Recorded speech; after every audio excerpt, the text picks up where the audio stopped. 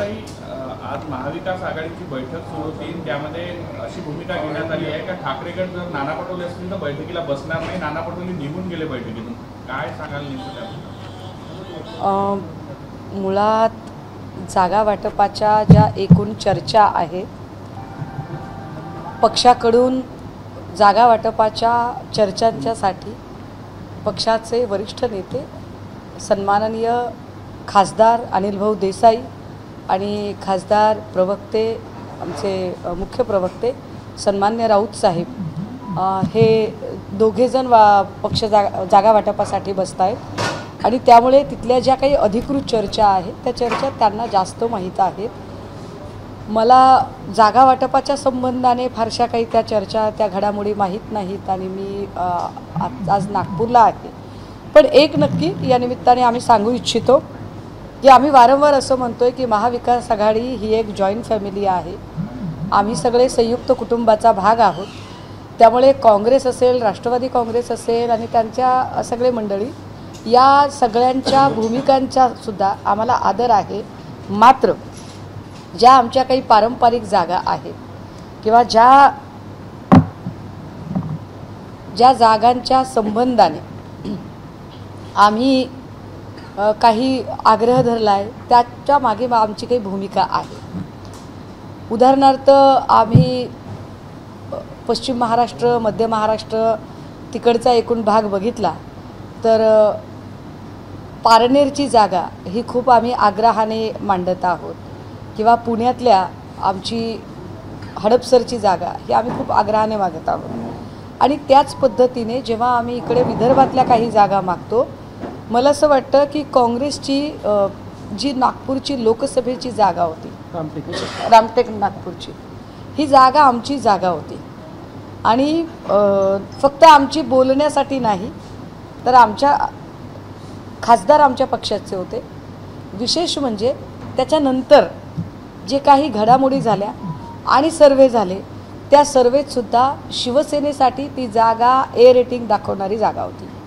असं असतानासुद्धा आम्ही मनाचा मोठेपणा दाखवला आणि लक्ष्मी बर्वेजी यांची उमेदवारी स्वीकारली. आम्ही नुसती उमेदवारी स्वीकारली असं नाही तर त्यांच्या उमेदवारीसाठी अत्यंत खुल्या मनाने खेळीमेळीच्या वातावरणात आम्ही प्रचारसभासुद्धा दिल्या. अगदी याच पद्धतीने आम्ही असंख्य ठिकाणी आमच्या प्रचारसभा असतील ज्या काँग्रेसच्या उमेदवारांच्यासाठी दिल्या. पण वाईस वर्सा आम्हाला सांगलीतला जो अनुभव आला तो अत्यंत वेदनादायी आहे. सांगलीचा हा अनुभव आम्हाला विसरणं म्हणजे आम्ही खूप विसरायचा प्रयत्न करतो, मात्र तरीसुद्धा अधूनमधून अशा काही घटना घडतात की ज्यामुळे आम्हाला सांगलीबद्दल वारंवार विचार करायला लागतो. आत्ता विदर्भातल्या जागा ज्या जागांच्या संदर्भाने सन्माननीय नेते संजय राऊत साहेब आग्रही आहेत, या जागा या आमची जिथे शक्ती आहे, कुवत आहे, क्षमता आहे. उदाहरणार्थ कामठीची जागा आमची क्षमता आहे, आमची कुवत आहे त्या जागेच्या संबंधाने आणि म्हणून ती जागा आम्ही मागतो. खरं तर अशा अनेक इकडच्या जागा आहेत किंवा विदर्भातली आमची दर्यापूरची जागा आहे, बडनेराची जागा आहे, आमची वाशिमची जागा आहे की ज्या जागा आमच्या तिथे विनिंग आमदार तर होतेच होते, सिटिंग MLAs शिवाय आत्ताही जेव्हा आम्ही चाचपणी करतोय ज्या नव्या अद्ययावत तंत्रशुद्ध पद्धती आलेल्या आहेत ज्याला आपण सर्वे म्हणतोय, त्या सर्वेतनं सुद्धा या जागा आम्हाला विनिंग जागा दाखवल्या जात आहेत. अशा परिस्थितीमध्ये मला असं वाटतं की संयुक्त कुटुंबामध्ये 2 पावलं आम्ही सरकायला तयार आहोत, 2 पावलं त्यांनीही सरकायची भूमिका घेतली पाहिजे. आणि मला खात्री आहे की काँग्रेसचे केंद्रातील वरिष्ठ नेते सन्माननीय काँग्रेसचे अध्यक्ष खरगे साहेब असतील किंवा सन्माननीय राहुल गांधीजी असतील, ही सगळीच मंडळी इथली महाराष्ट्रातली जी प्राप्त परिस्थिती आहे ती परिस्थिती निश्चितपणे समजून घेतील. महाराष्ट्रातल्या निवडणुकांचा चेहरा म्हणून जेव्हा आपण बघतो तो निवडणुकांचा चेहरा जितका महत्त्वाचा चेहरा काँग्रेसचे नेते राहुल गांधीजी आहेत, राज्यातल्या नेत्यांच्या तुलनेमध्ये की राहुल गांधीजींचा चेहरा फार मोठा चेहरा आहे, तितकाच महत्त्वाचा महाराष्ट्रासाठीचा विश्वासार्हतेचा चेहरा म्हणून सन्मान्य पक्षप्रमुख उद्धव साहेबांचा चेहरा आहे, तर तेवढाच आश्वासक चेहरा हा आदरणीय पवार साहेबांचा आहे. त्यामुळे तीनही घटक पक्षांची गरज आहे आणि तीनही घटक पक्ष थोडंफार 19-20 होत राहतं, पण त्यातनं तोडगा नक्की निघेल असं मला वाटतं. काही आता पण पुण्याबद्दल बोललेल्या, पुण्यामध्ये आज आपलं कार्यालय सुरू झालं, तुम्ही पण निवडणुकीच्या रिंगणात, कशी तयारी सुरू आहे? नाही, पुण्यामध्ये मी निवडणूक लढणार असं वडगाव शेरीसाठी जरी माझं नाव येत असेल तरी माझी स्वतःची अशी अपेक्षा आहे की मी निवडणूक लढण्यापेक्षा मी 288 मतदारसंघ म्हणजे शिवसेना उद्धव बाळासाहेब ठाकरे पक्ष आणि सोबतच आमच्यासोबत असणारे घटक दोन्ही पक्ष या तीनही पक्षांच्यासाठीच्या प्रचारसभा मी ताकदीने दिल्या पाहिजेत. आणि आत्ता या क्षणी पदांची अपेक्षा न करता, तिकिटांची अपेक्षा न करता या क्षणी फक्त आणि फक्त मी माझ्या पक्षासाठी मला काय चांगलं देता येईल मी त्याचा विचार केला पाहिजे. विश्रांतवाडी येथील कार्यालय सुरू झालं, त्यामुळे बळकटविट्यात तुम्ही तयारी सुरू केली असल्याचं नाही, विश्रांतवाडीचं जे कार्यालय आहे, आम्ही 2 कार्यालये तिकडे सुरू केली. पुण्यामध्ये आमचं जे कार्यालय आहे, आपण नागपूरमध्ये राहता त्यामुळे आपल्याला त्याची कल्पना नाही आहे. आमचं पक्षाचं जे हेडक्वार्टर म्हणून पुण्यातलं कार्यालय आहे ते प्रचंड लांब आहे. माझ्या घरापासून साधारणतः 35-37 किलोमीटर अंतर आहे, जिकडे मला रोज जाणं शक्य नाही आहे. दुसरी गोष्ट अशी की आमच्या महिला आघाडीच्यासाठी काही बसण्याची जागा करायची होती. सो आम्ही आता वडगाव शेरीमध्ये 2 कार्यालये उभी केली आहेत. एक महिला आघाडीचं एक छोटं ऑफिस उभं केलेलं आहे आणि सोबतच सेंट्रल सगळ्याच विधानसभांच्या अनुषंगाने, फक्त वडगाव शेरीच नाही तर वडगाव शेरी असेल किंवा हडपसर असेल, इकडे शिवाजीनगरच्या लोकांना भेटायला यायचं असेल, पर्वतीच्या लोकांना भेटायला यायचं असेल तर एक हायवेला ऑफिस असावं म्हणून आम्ही पुणे नगर रोडला एक ऑफिस उभं केलेलं आहे. मात्र त्याचा आणि लगेच प्रचार कार्यालय असा काही संबंध नाही. उद्धव ठाकरे म्हणजे तिथून इच्छुक आहे का, आग्रही आहे का त्या जागेकरता वडगाव शेरी? हो. बापू पठारे पण तिथनं शरद पवार गटात आलेले आहे, त्यामुळे ते विचार बापूसाहेब पठारे हे निश्चितपणे ताकदीचे उमेदवार आहेत आणि त्यांच्याबद्दल मला अपार आदरसुद्धा आहे आणि ते निश्चितपणे तिथनं इच्छुकही आहेत. पण अगदी त्याच वेळेला पक्षाकडे सुद्धा तितक्याच ताकदीचे 2-3 चेहरे आत्ता आहेत आणि कदाचित जर जागा आम्हाला सुटली तर वेगळे सुद्धा चेहरे अजून काही आमच्यासोबत जोडले जाऊ शकतात. सो आम्ही वडगाव शेरीची जागा मागतोय, आम्ही हडपसरची जागा खूप ताकदीनं मागत आहोत आणि सोबतच आम्ही कोथरूडची जागा मागतोय. आम्हाला विश्वास आहे जेव्हा आम्ही 3 जागा मागतोय तर त्यावेळेला त्यातल्या काही जागा, कारण आम्ही बारामती लोकसभेमध्ये आम्ही जागा मागितलेली नाही आहे किंवा आम्हाला जागा तिकडनं सुटलेली नाही आहे अजून. आम्हाला पिंपरी चिंचवड तिकडून अपेक्षा होती, परंतु तिथे बहुतेक आमची एक पिंपरीची जागा सुटते, जेव्हा की आमची ताकद भोर वेल्हे मुळशी इथेसुद्धा आमची चांगली ताकद आहे. तिथे आमचे शंकर मांडेकर आणि खूप सारे पदाधिकारी आहेत जे खूप चांगलं काम करणारे लोक आहेत. परंतु आम्ही त्याही जागेवर अत्यंत मोठ्या मनाने, हा फार महत्त्वाचा शब्द आहे की आम्ही फार मोठ्या मनाने आम्ही काही भूमिका समजून घेतोय, कारण तिकडे काँग्रेसचे आमदार संग्राम थोपटेजी आहेत आणि थोपटेजी जर तिकडे सिटिंग MLA असतील तर निश्चितपणे आम्ही त्या काँग्रेसच्या भूमिकेचं स्वागत आणि आदर करतोय. तशीच अपेक्षा आहे की त्याच्यानुसारच इकडे सुद्धा विदर्भातल्या काही जागांवर खेळीमेळीच्या वातावरणात त्यांनीही समजून घेतलं पाहिजे. कुठेतरी असं संजय राऊत असं म्हणताय का महाराष्ट्र काँग्रेसचं नेतृत्व हे जागा वाटपासाठी योग्य नाही आहे किंवा चर्चेसाठी योग्य नाही, सक्षम नाही अशा पद्धतीचा त्यांचा सूर होता. वाद आहे अंतर्गत वाद, तो महाविकास आघाडीचा या निमित्ताने नाही, याला महाविकास आघाडीचा वाद असं काही म्हणता येणार नाही. हे जे काही एकूण वातावरण आहे बघा, कुणालाही वाटणार की माझ्या पोळीवर तूप जरा जास्त आलं पाहिजे. पक्षातल्या प्रत्येक जिल्ह्यातल्या जिल्हा प्रमुखांनी, तालुका प्रमुखांनी, विधानसभा प्रमुखांनी, समन्वयकांनी प्रचंड मेहनत 5 वर्ष घेतलेली असते आणि 5 वर्ष मेहनत घेऊन आपापल्या भागामधला आपापला मतदारसंघ उभा केलेला असतो. त्यामुळे त्या मतदारसंघाचं प्रतिनिधित्व करायची संधी मिळावी आणि तो मतदारसंघ आपल्या वाट्याला यावा, ही परिस्थिती जर 288 आम्ही लढले असत्या तर कदाचित आली नसती आमच्यावर. पण ही परिस्थिती जेव्हा आम्ही महाविकास आघाडी म्हणून लढतोय तर त्यावेळेला आपली जागा जिथे की आपली जास्तीत जास्त ताकद आहे, कमीत कमी क्षती होऊ शकते असं वाटतंय, ती जागा आपल्याला मिळावी असं वाटणं फार स्वाभाविक आहे. त्यानुसार पक्षाचे पदाधिकारी एक रिपोर्ट पाठवतात पक्षाकडे की साहेब ही जागा घेतली पाहिजे, ही जागा घेणं फार गरजेचं आहे. आणि त्या सगळ्यांचा विचार करून दोन नेते सन्माननीय अनिल देसाईजी आणि सन्माननीय संजय राऊत साहेब हे दोघेही त्या संबंधाने तिकडे भूमिका मांडतायत. लगेचच असं काही म्हणजे विरोधक ज्या पद्धतीने एक संधी शोधतात किंवा लगेच कुणीतरी अरे हां मग आता राऊत साहेब बोलले, राऊत साहेब जे बोलतात ते पक्षाच्या हिताची भूमिका मांडतात. पक्षामधल्या अनेक पदाधिकाऱ्यांनी ज्या अपेक्षा व्यक्त केलेल्या असतात, ज्या जागांचं रिपोर्टिंग त्यांच्याकडे गेलेलं असतं त्याच्यानुसार ती भूमिका येते.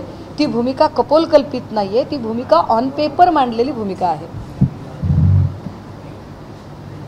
त्यामुळे लगेचच राऊत साहेबांच्या नावाने असं काही वेगळं काही करायची गरज नाही. मला असं वाटतं की त्या सगळ्यांच्यामध्ये आमचे सगळे पदाधिकारी हे सगळे पदाधिकारी फार कळकळीने आणि ताकदीने त्या भूमिका जेव्हा घेतात की नाही नाही साहेब ही जागा आपल्याला मिळायलाच हवी. आता आम्हाला खात्री आहे की अमरावती दर्यापूरची जागा जी आहे ती दर्यापूरची जागा आम्ही काढूच शकतो. आम्हाला आमची खात्री आहे की बडनेराची जागा आम्ही काढूच शकतो. बडनेरामधनं दर्यापूरमधनं बळवंत वानखेडे साहेब मागच्या वेळेला आमदार होते. आता बळवंत वानखेडे साहेब हे खासदारकीला गेलेले आहेत आणि बळवंत वानखेडे साहेब असतील किंवा त्यांचे सगळे सहकारी असतील, शिवसेनेच्या सगळ्या पदाधिकाऱ्यांनी त्यांच्यासाठी मेहनत घेतली. त्यांनीही प्रचारात सांगितलं की मी लोकसभेला जेव्हा जातोय तेव्हा माझ्या जागी म्हणजेच दर्यापूरमध्ये मशाल पेटवण्यासाठी आम्ही मदत करू. तर मला वाटतं की तेही त्यांचा शब्द पाळणार आहेत. आणि याचा पुनरुच्चार करते मी हे आणि असंच विधान त्यांच्या उपस्थितीत यशोमतीताईंच्या उपस्थितीमध्ये अमरावतीला जो आमचा महिला सन्मान सोहळा झाला त्याच्यातही मी ही भूमिका मांडलेली आहे. आपण लोकसभेमध्ये प्रचारात महत्त्वाची भूमिका होती. नागपुरात यावेळेस ते बघता काही चान्सेस वाटतात आणि विशिष्ट म्हणजे दक्षिण नागपूर असेल किंवा रामटेक असेल विधानसभा कामठी असेल काय सांगाल? ही कामठी ही अतिशय चांगली विधानसभा आहे, आमच्यासाठी अनुकूलची विधानसभा आहे. त्याच पद्धतीने पश्चिमचंही वातावरण चांगलं आहे. परंतु तरीही मला असं वाटतं की नागपूर आणि विदर्भ हा जो भाग आहे आमच्या ज्या पार्टी हायरार्की आहे त्याच्यामध्ये संपर्क नेते म्हणून जी जबाबदारी इकडची दिलेली आहे ती सन्माननीय नेते अरविंदभाईजी आणि भास्करदादा या दोघांची आहे. सो ते माझ्यापेक्षा अधिक चांगल्या पद्धतीने त्या विधानसभा डिस्क्राईब करू शकतील आणि नागपूरमधल्या कोणत्या जागा आमच्यासाठी जास्त चांगल्या राहू शकतात. मी बडनेराचं उदाहरण याच्यासाठी दिलं कारण अमरावतीमध्ये मी खूप वेळा गेली आहे. त्यामुळे मला बडनेरा, दर्यापूर, तिवसा या ज्या जागा आहेत या जागांची मला जरा माहिती होती म्हणून सांगितली. पण नागपूरबद्दल, गोंदियाबद्दल, भंडाऱ्याबद्दल किंवा गडचिरोली या भागातल्या ज्या जागा आहेत याबद्दल मला वाटतं की नेते भास्करदादा आणि नेते अरविंदभाई हे जास्त चांगल्या पद्धतीने सांगू शकतील. तिसरी आघाडी आता पुढे येते आहे, कसं बघता तिसऱ्या आघाडीचा तुम्हाला फायदा होईल की नुकसान? मला असं वाटतं की आपण जेव्हा लढायला उतरतो ना मैदानामध्ये तेव्हा आपण हा विचार नाही करावा की माझ्यावर या बाजूने अटॅक होणार आहे की या बाजूने अटॅक होणार आहे की मी फक्त समोरून अटॅक होणार आहे आणि तिकडेच लक्ष ठेवू. तर मला असं वाटतं की एका जाणकार योद्ध्याने अष्टावधानी असलं पाहिजे. चौफेर हल्ला होऊ शकतो, चौफेर आक्रमण केलं जाऊ शकतं, आपल्याला अडकवण्याचे प्रयत्न केले जाऊ शकतात. अशा वेळेला एका चांगल्या योद्ध्याने त्याच्यावर तक्रार करत बसण्यापेक्षा त्याचा तोड काय आहे तो तोड शोधला पाहिजे. काल काही चॅनल्सनी बातमी चालवली की सन्माननीय नेते आदित्यजी यांच्या मतदारसंघामध्ये भाजपाने खेळी केली आणि शायना एनसींना उमेदवारी दिली किंवा अजून काही लोक तिकडनं उमेदवाऱ्या करतायत इतर वेगवेगळ्या पक्षांचे सुद्धा. तर हे आदित्यजींना घेरण्यासाठी वगैरे किंवा आदित्यजींच्यासाठी एक मोठी रणनीती आखली जाते. मी त्या सगळ्या चॅनलवाल्यांचीही आभारी आहे आणि मी विरोधकांची सुद्धा आभारी आहे. कारण छोटे छोटे उंदीर पकडायचे असतील तर बारीक बारीक आकडे टाकले जातात. पण जेव्हा एखाद्या वाघासाठी तुम्हाला काही करायला लागतं तेव्हा तुम्हाला फार मोठी रणनीती आखावी लागते.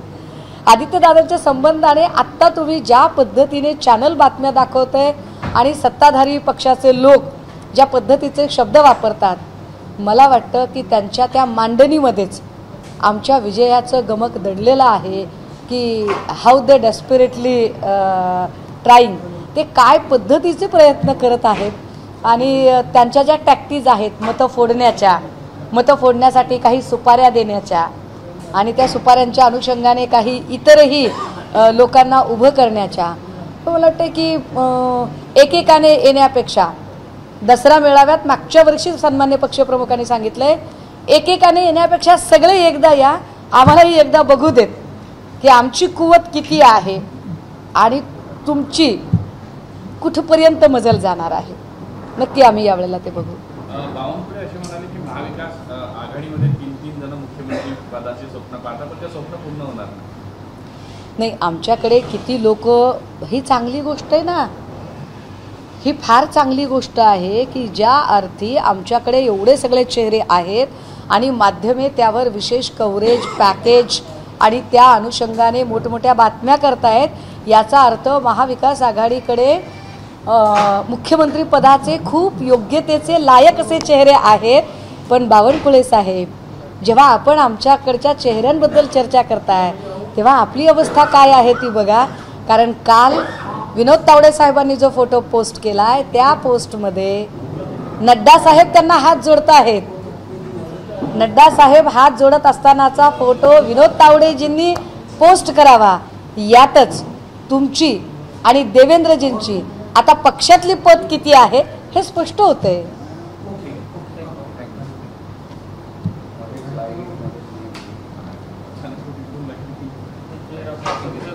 डिस्टर्ब झालं का? जर्क बसतो जरा. और कुछ है? एक शेवटचा विचार, तुम्ही नाना पटोलेंना काय सल्ला द्याल? एका समंजसपणाने आपण जगू द्या राजू. एक लक्षात घ्या, मी फील्डमध्ये काम करणारी कार्यकर्ती आहे आणि मी स्पष्टपणे म्हटलं की जागा वाटपाची जी बोलणी आहे, जागा वाटपाची बोलणी ही सन्मान्य नेते अनिल देसाईजी आणि नेते संजय राऊत साहेब हे दोघे मिळून करत आहेत. त्यामुळे माझ्यासारख्या कार्यकर्त्याने जे ऑर्डर येत आहेत त्या फॉलो केल्या पाहिजेत. माझी जबाबदारी ही ज्या जागांचं वाटप होणार आहे त्या जागांवर जाऊन प्रचार करण्याची जबाबदारी आहे. पक्षाने प्रत्येकाला एक जबाबदाऱ्या दिलेल्या आहेत की कुणी काय काम करायचं आहे. त्यामुळे नाना पटोलेंना सल्ला देण्या इतकी मी निश्चित सिनियर नेता नाही, पण एक नक्की फार आपुलकीने आणि कुटुंब म्हणून, लहान बहीण म्हणून एवढंच सांगेल कि नाना भाऊ, 2 कदम हम भी थोड़ा सा चलने के लिए तैयार है, 2 कदम आप भी जरा आगे आइए. असं होऊ नये की 4 पावलं आम्ही चालतोय, तुम्ही आहे त्या ठिकाणी थांबलं तरी पाहिजे. तुम्ही आहे त्या ठिकाणाहूनही परत निघत असाल तर मग बोलणं कसं व्हायचं. तर त्या सगळ्या अनुषंगाने मला असं वाटतं की एक मध्यम मार्ग निघणं गरजेचं आहे. कारण आता वेळ कमी राहिला आहे. 22 तारखेला नोटिफिकेशन आहे. नोटिफिकेशन नंतर 24 तारखेपासून फॉर्म भरायला सुरुवात होते आणि प्रत्येक तो उमेदवार काँग्रेसचा असो, राष्ट्रवादी काँग्रेसचा असो किंवा तो आमच्या पक्षाचा असो, त्या प्रत्येकाला धाकधूक आहे की काय ते एकदाच स्पष्ट करा जेणेकरून आम्हाला पुढे कामाला सुरुवात करता येईल. सो मला वाटतं की महाविकास आघाडीचे सगळे नेते त्या संबंधाने निश्चितपणे विचार करतील.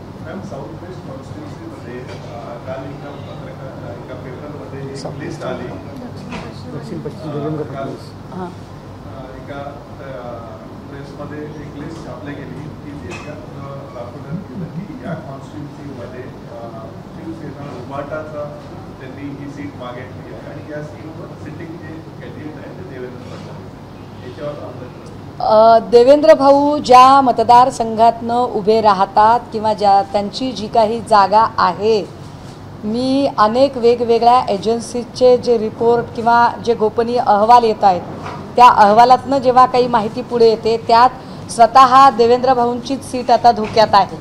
म्हणजे भाजपचं राजकारण बघणाऱ्या भाजपाच्या महाराष्ट्रातल्या मालकाची,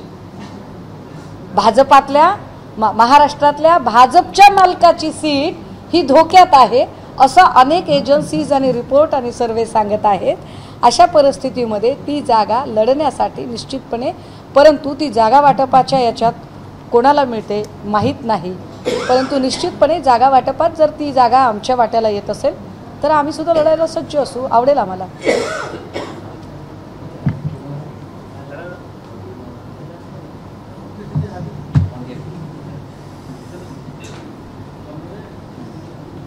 पाय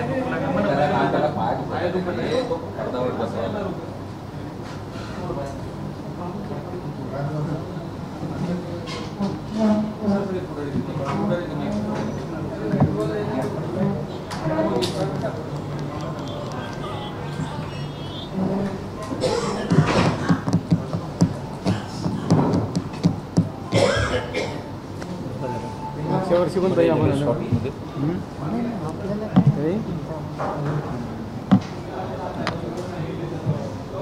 मागच्या वर्षी पण 19 ऑक्टोबरला तुम्ही आला.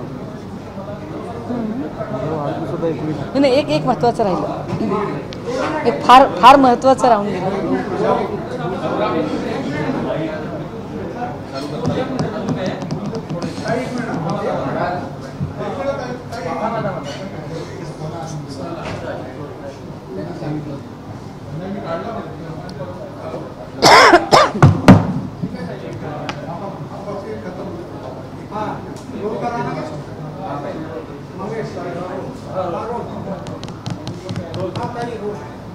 पहाटेचा जो शपथविधी झालेला होता, हा शपथविधी 23 नोव्हेंबरला झाला होता. योगायोगाने यावेळेचा विधानसभेचा निकाल हा सुद्धा 23 नोव्हेंबरला आहे. त्यामुळे पहाटेचा शपथविधी आणि एकूण भाजपनं केलेलं जे काही फोडाफोडीचं राजकारण आहे, या फोडाफोडीच्या राजकारणाचा हिशोब येत्या 23 नोव्हेंबरला महाराष्ट्र व्याजासकट चुकता करेल, हे खात्रीने आम्हाला याची खात्री वाटते. एबीपी माझा, उघडा डोळे बघा नीट.